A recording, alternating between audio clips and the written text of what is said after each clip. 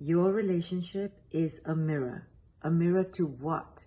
Not an exact reflection of yourself per se, but a reflection of how you need to grow.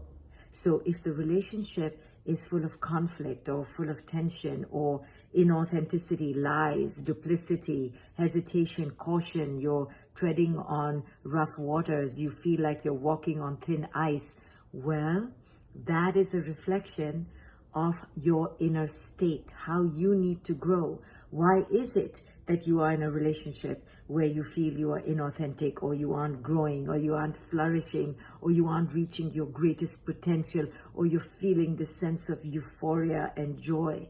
It's because you haven't arrived there for yourself. You haven't demanded that these conditions exist for yourself, that somewhere you have believed that you are not worthy of the ultimate destination called worth, joy, empowerment, resilience, freedom.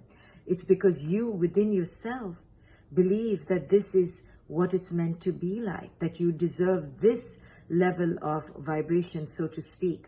So everything that's occurring in your relationship is somewhere endorsed by you. It's been given consent by yourself. And this is what you need to focus on, to change, to grow, to evolve.